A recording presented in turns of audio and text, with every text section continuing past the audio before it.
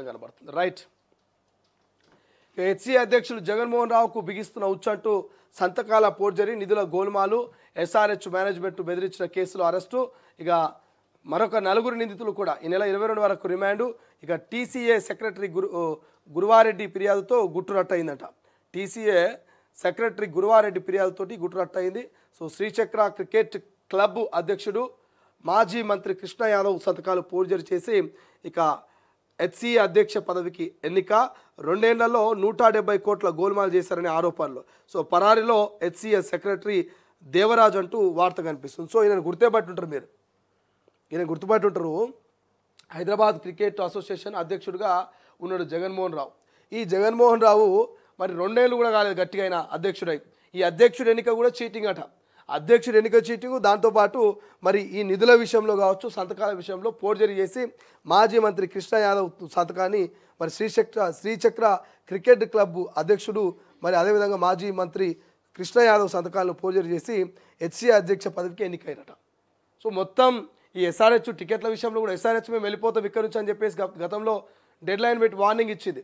ఎందుకంటే ఈ ఎస్ఆర్హెచ్ను కూడా వేధింపులే, టికెట్లు ఇస్తారా ఇయ్యరా, కాంప్లిమెంటరీ టికెట్లు కావాలి, మేము అమ్ముకోలికే టికెట్లు కావాలి, మాకు అది కావాలి ఇది కావాలని చెప్పేసి జగన్మోహన్ రావు అంతా ఇంత కాదు మరి దారుణంగా అప్పట్లో వేధిస్తే మరి అది పెద్ద వివాదంగా మారింది గతంలో.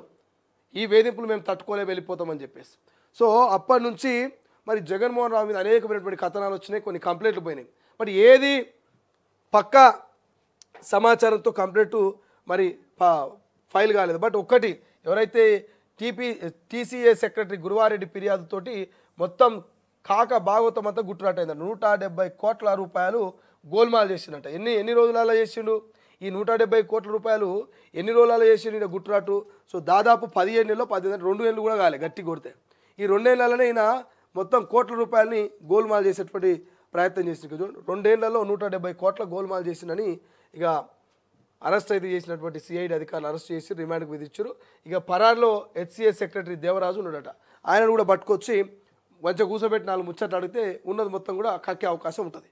సో ఇట్లా మరి మొత్తం మీద అయితే జగన్మోహన్ రావుకు ఈ బుచ్చు బిగించినట్టుగా తెలుస్తున్నది.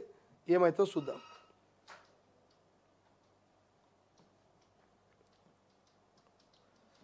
ఇక కల్లులో ఏం కలిసింది, కుక్కడపల్లి ఘటనకు కారణాలేంటో తేల్చండి. ఎక్సైజ్ శాఖ ప్రభుత్వం ఆదేశము. రాష్ట్ర వ్యాప్తంగా అన్ని కల్లు కాంపౌండ్స్లోనూ తనిఖీలు చేపట్టి రిపోర్ట్ ఇవ్వాలంటూ ఆర్డరు. రంగంలోకి ఎక్సైజ్ శాఖ. కుక్కడపల్లిలోని కల్లు కాంపౌండ్స్లో శాంపిల్ సేకరణ. ఇక కల్లులో అల్ఫోజలం, మత్తు టాబ్లెట్లు, మురికి నీళ్లు కలిపినట్టుగా గుర్తింపు అంట. 7కు చేరిన కల్తీ కల్లులో మృత్యుల సంఖ్య. ఇక 3 కల్లు దుకాణాల లైసెన్సులు రద్దు. ఆల్ఫోజల్ కలిసి కల్లు తయారు చేస్తున్నట్టుగా నిర్ధారణ.